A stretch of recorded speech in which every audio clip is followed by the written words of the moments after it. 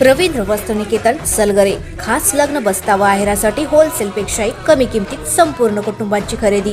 कांजीवरम, बनारसी, जुल्ला Bangalore silk, Madurai silk, Calcutta cotton full व्हरायटीत उपलब्ध. सूट व इंडो शेरवानी, हळदीसाठी कुर्ता, सफारी, ब्रँडेड शर्ट, पॅन्टचे खास कलेक्शन.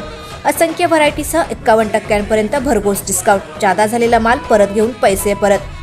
त्वरा करा, आजच भेट द्या रवींद्र वस्त्रनिकेतन सलगरे.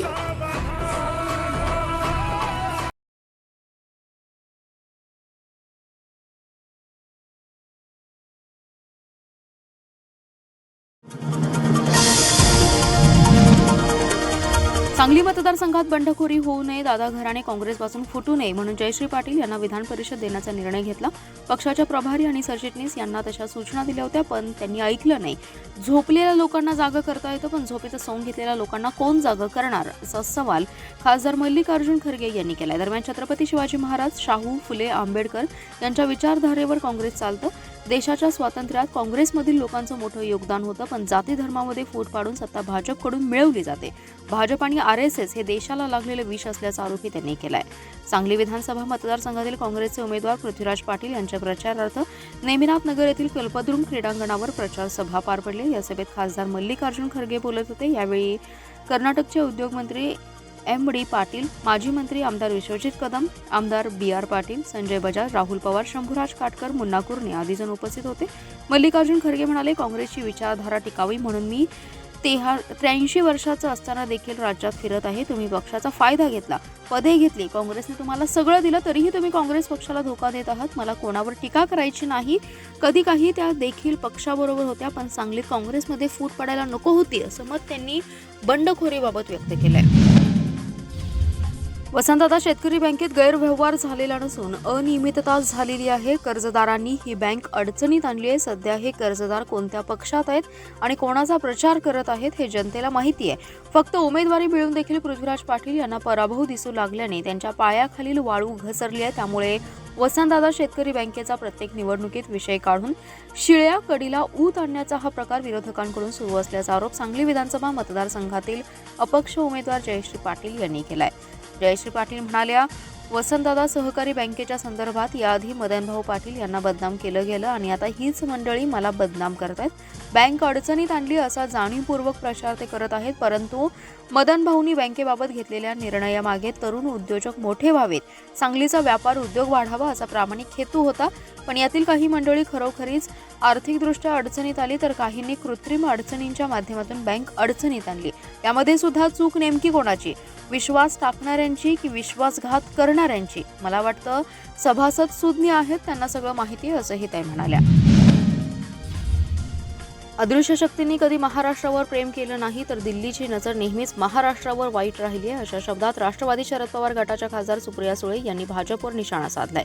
तसेच महाराष्ट्रातलं गलिच्छ राजकारण झालंय हे दुर्दैवी आहे, अशी खंत देखील सुप्रिया सुळे यांनी व्यक्त केली आहे. खासदार सुप्रिया सुळे आटपाडी येथे खानापूर विधानसभा मतदारसंघातले राष्ट्रवादी काँग्रेस शरद पवार गटाचे उमेदवार वैभव पाटील यांच्या प्रचारानिमित्त आयोजित सभेत ते बोलत होत्या. यावेळी सुळे म्हणाल्या, मराठा, धनगर, लिंगायत, मुस्लिम, भटक्या, विमुक्त समाजाच्या आरक्षणासाठी संसदेत राष्ट्रवादी काँग्रेस पक्षाने सातत्याने मागणी केली आहे. या समाजाची 10 वर्ष भाजपने फसवणूक केली आहे. खानापूर, आटपाडी, विसापूर या मतदारसंघात वैभव पाटील यांची उमेदवारी असून ही तिन्ही गावांची नावे 4 अक्षरांनी असून महाविकास आघाडीचे उमेदवार वैभव पाटील यांचा मतपेटीवरील नंबर पण 4 आहे. त्यामुळे 4 नंबरचं बटन दाबून वैभव पाटील यांना साथ द्या असं आवाहन केलंय. त्या पुढे म्हणाले, माझ्यावर सोन्याचा चमचा घेऊन जन्माला आल्याची टीका होते, पण सोन्याचा चमचा घेऊन आलो, यात माझी काय चूक, असा सवाल उपस्थित करत जे काही माझं आहे ते माझ्या आई आजोबांची शेताची कमाई आहे, कोण्या ED CBIची नाही, अशा शब्दात सुप्रिया सुळेंनी भाजपावर टीका केली आहे. सांगली जिल्ह्यात काँग्रेसला अनेक अडचणी आल्या. लोकसभेला उमेदवारी मिळाली नाही. महाविकास आघाडीच्या जागा वाटपात मित्रपक्षाला जागा गेली. यावर उठाव करून काँग्रेसच्या विचाराचा खासदार निवडून आला. मात्र विधानसभेला देखील हाच प्रकार झाला. मिरजेची जागा मित्रपक्षाला गेली. ही हक्काची जागा होती. सांगलीत प्रयत्न करून देखील बंडखोरी झाली. सांगलीत एक दिलाने काम करत आहोत, पण बाहेरच्या लोकांचा जास्त हस्तक्षेप होत असल्याचा आरोप काँग्रेसचे नेते विश्वजित कदम यांनी केलाय. सांगली विधानसभा मतदारसंघातील काँग्रेस पक्षाचे उमेदवार पृथ्वीराज पाटील यांच्या प्रचारार्थ नेमिनाथ नगर येथील कल्पद्रुम क्रीडांगणावर प्रचार सभा पार पडली। या सभेत कदम बोलत होते। यावेळी पुढे ते म्हणाले, लोकशाही संविधान टिकवण्यासाठी ही स्वराज्याची लढाई होतीये। सांगलीतील बंडखोरी असली तरी कोणत्याही अफवांवर विश्वास ठेवू नये। पृथ्वीराज पाटील यांनी 10 वर्ष चांगलं काम केले, त्यामुळे गडबड होणार नाही। यावेळी काँग्रेसचा सांगलीत झेंडा फडकणार असल्याचा विश्वासही त्यांनी व्यक्त केलाय। विधानसभा निवडणुकीच्या अनुषंगाने आदर्श आचारसंहितेचं काटेकोर पालन होण्यासाठी मतदानपूर्व 72 तासात मतदान प्रक्रियेवर परिणाम करणाऱ्या आर्थिक बाबींची सतर्कतेने तपासणी करून आवश्यकतेनुसार कारवाई करावी, यासाठी सर्व यंत्रणांनी समन्वयाने काम करावे असे निर्देश विशेष खर्च निरीक्षक BR बालकृष्णन यांनी आज दिलेत। जिल्हाधिकारी कार्यालयातील बैठक कक्षात आयोजित निवडणूक अनुषंगिक खर्च यंत्रणांच्या आढावा बैठकीत ते बोलत होते।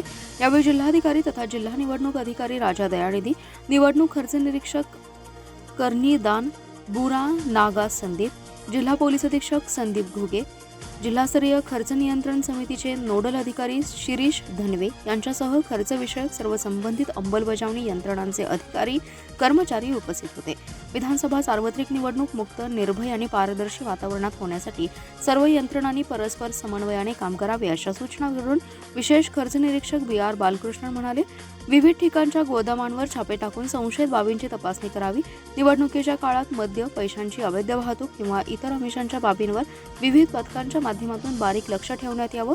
महाराष्ट्र किंवा कर्नाटक सीमेवरील लगतच्या जिल्ह्यातून अवैध मद्य वाहतुकीबाबत यंत्रणांनी कसून तपासणी करावी। आंतरराज्य सीमांवरील सर्व पथकांनी संशयित वाहनांची कसून तपासणी करण्याचे निर्देशही त्यांनी यावेळी दिले।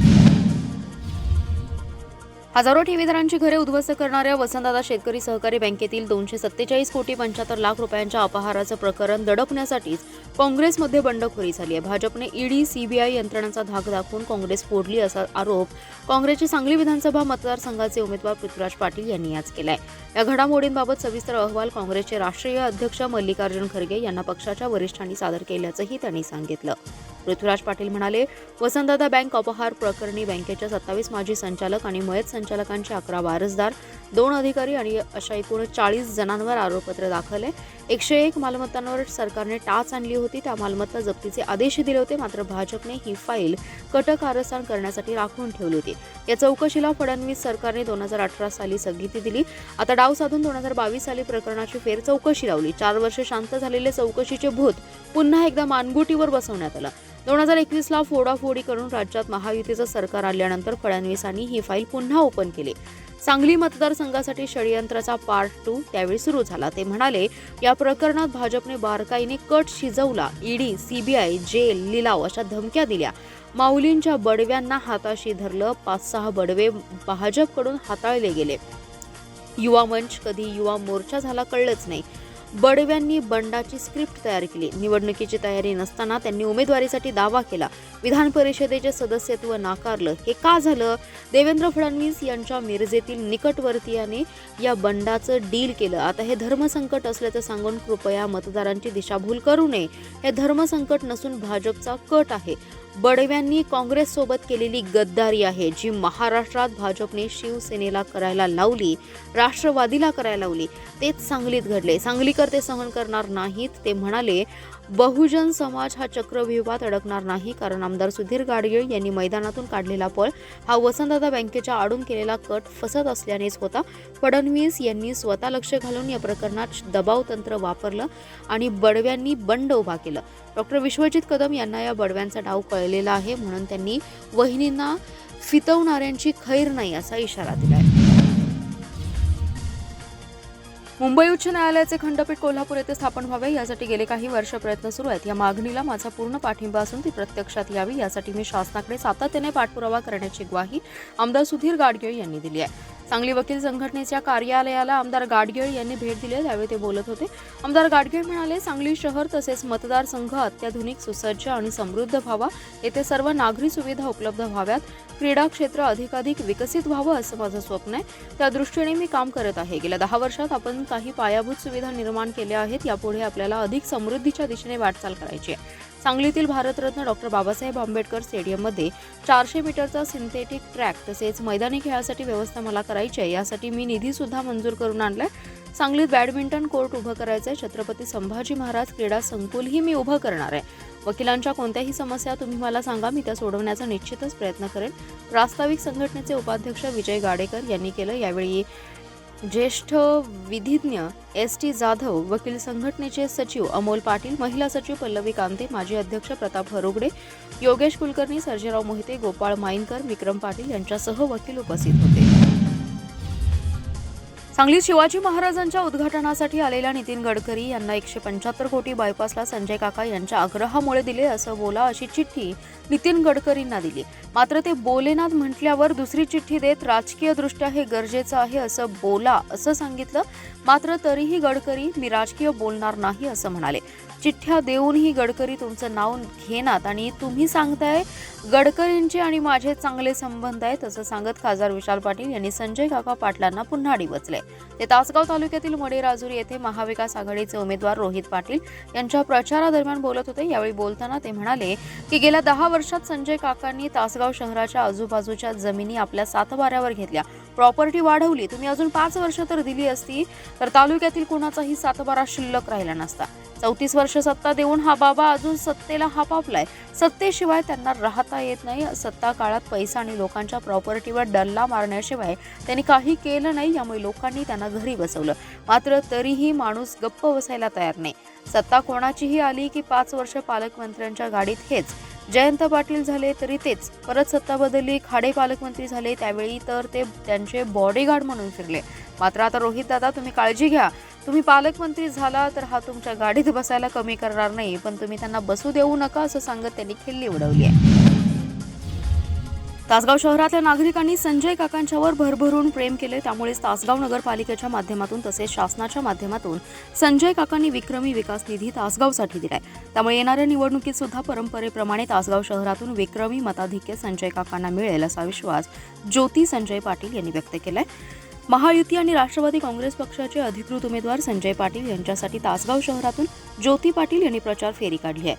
यावेळी शहरातील ज्येष्ठ नागरिक, युवक, युवती आणि महिलांशी संवाद साधताना ज्योती काकी बोलत होत्या. यावेळी बोलताना ज्योती पाटील म्हणाल्या, तासगाव शहरातील युवा पिढीचं भविष्य करण्यासाठी काकांनी शिक्षण मंडळाला नवसंजीवनी पालिकेच्या शाळा आज दिमाखात उभ्या आहेत. केंद्र सरकारच्या संस्थांच्या माध्यमातून निधी आणून शाळेतील मुलांसाठी वेगवेगळ्या वस्तू दिल्या. महाराष्ट्रात पहिल्यांदाच गोरगरीब मुलांसाठी मोफत स्कूल बस चालवल्या. निश्चितच त्यामुळे शिक्षणाचा दर्जा वाढणार आहे. येणाऱ्या काळात सुद्धा तासगाव शहरात अजून काम आपल्याला करायचं आहे. त्यासाठी तुम्ही सगळ्यांनी पुन्हा एकदा परंपरेप्रमाणे काकांच्या पाठीशी ताकदीने उभं राहावं असं आवाहन शेवटी ज्योती पाटील यांनी केलंय. पद्माळे या गावात गेल्या 10 वर्षात भरपूर विकास निधी मी दिला आहे. अजूनही काही कामे राहिली असतील ती पूर्ण करू. तसेच कृष्णा काठावरील हे गाव पर्यटन क्षेत्र म्हणून विकसित करण्यात येईल असं आश्वासन आमदार सुधीर गाडगीळ यांनी दिलंय. पद्माळे येथे गाडगीळ यांनी प्रचार फेरी काढली आहे. यावेळी माजी आमदार दिनकर पाटील, किसान मोर्चाचे प्रदेश उपाध्यक्ष पृथ्वीराज पवार, उपसरपंच मिलिंद पाटील, विलास पाटील, किशोर पाटील, बंडू गुरव यांची प्रमुख उपस्थिती होती. मिलिंद पाटील म्हणाले, गेल्या 50 वर्षात एवढा प्रचंड निधी आमच्या गावाला कधीच मिळाला नव्हता. तो सुधीर दादा यांच्यामुळे मिळालाय. आमच्या गावाचा कायापालट झाला. गाडगीळ यांना पद्माळेमधून आजपर्यंतचे सर्वाधिक मताधिक्य देणार असल्याचं स्पष्ट केलंय. प्रचार फेरीच्या मार्गावर गाडगीळ यांनी दत्त मंदिर, दर्गा, मारुती मंदिर, पद्मावती मंदिर आणि विठ्ठल रुक्मिणी मंदिरात दर्शन घेतलं. उपसरपंच मिलिंद पाटील यांच्या घरी सुधीर दादांनी सदिच्छा भेट दिली आहे.